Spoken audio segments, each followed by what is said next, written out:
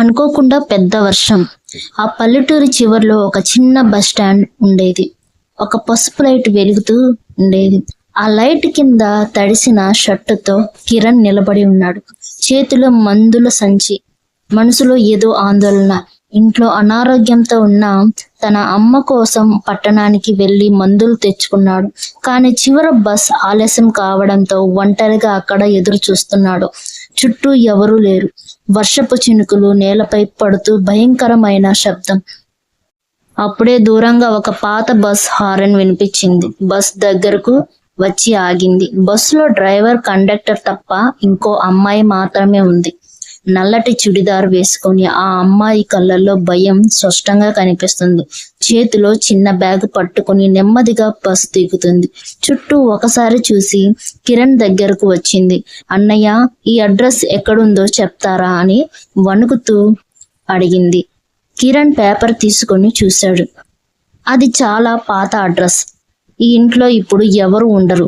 ఇది 20 ఏళ్ల క్రితం ఉన్న అడ్రస్.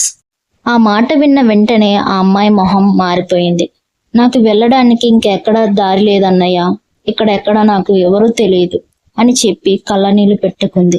ఆ బాధ చూసిన కిరణ్ మనసు కరిగిపోయింది. సరే అమ్మా, ఈ రాత్రికి మా ఇంట్లో ఉండు అన్నాడు. ఆ మాటకి ఏం అర్థం కాని అయోమయంలో పడింది. వెళ్దామా వద్దా అని ఆలోచనలో పడింది.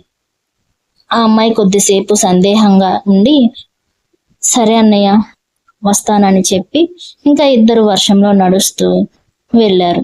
ఇంటి దగ్గరకు చేరుకున్నారు. ఇంట్లో కిరణ్ అమ్మ మంచం మీద పడుకొని దగ్గుతూ ఉంది.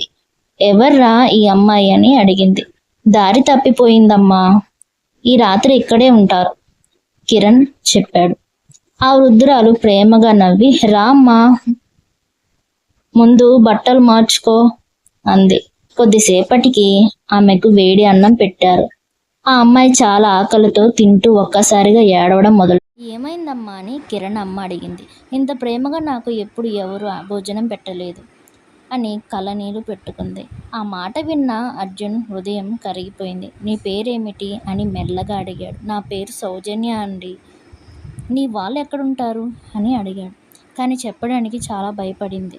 నేను చిన్నప్పుడే అనాథ అయ్యాను. ఆశ్రమంలో పెరిగాను. కానీ అక్కడ వాళ్ళు డబ్బు కోసం నన్ను ఒక వృద్ధుడికి ఇచ్చేయాలని చూశారు. అందుకే పారిపోయాను అంది. ఆ మాటలు విన్న కిరణ్ అమ్మ కళ్ళనీళ్లు పెట్టుకుంది. బాధపడుకమ్మా, ఇంకా నువ్వు ఒంటరిగా లేవు అంది. ఆ రాత్రి ముగ్గురు చాలాసేపు మాట్లాడుకున్నారు.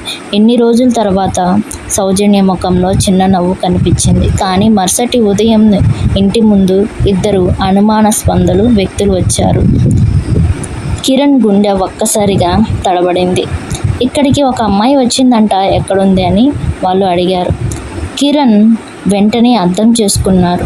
వాళ్ళు సౌజన్య కోసం వచ్చిన వాళ్ళ అని ఊహించుకున్నాడు. ఇక్కడ ఎవరూ లేరు అన్నాడు.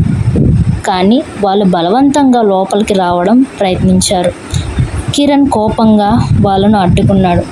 ఇది మా ఇల్లు, బయటికి వెళ్ళండి అని గట్టిగా అరిచాడు. కొద్దిసేపు వాగ్దానం జరిగింది. తర్వాత వాళ్ళు వెళ్ళిపోయారు. కానీ వెళ్ళేటప్పుడు మళ్ళీ వస్తామని బెదిరించారు. సౌజన్య భయంతో వణికిపోయింది.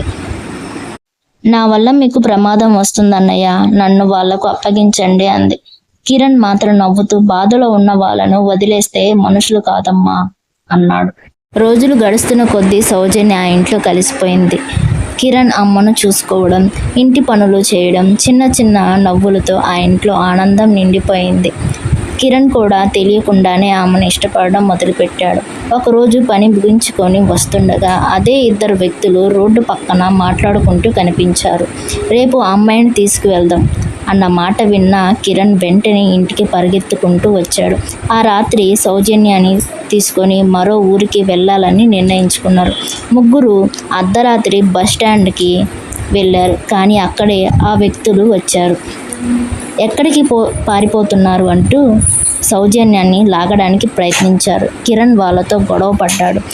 రోజులు గడుస్తున్న కొద్దీ సౌజన్య ఆ ఇంట్లో కలిసిపోయింది. కిరణ్ అమ్మను చూసుకోవడం, ఇంటి పనులు చేయడం, చిన్న చిన్న నవ్వులతో ఆ ఇంట్లో ఆనందం నిండిపోయింది. కిరణ్ కూడా తెలియకుండానే ఆమెను ఇష్టపడడం మొదలుపెట్టాడు.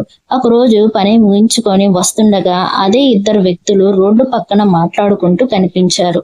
రేపు ఆ అమ్మాయిని తీసుకువెళ్దాం అన్న మాట విన్న కిరణ్ వెంటనే ఇంటికి పరిగెత్తుకుంటూ వచ్చాడు.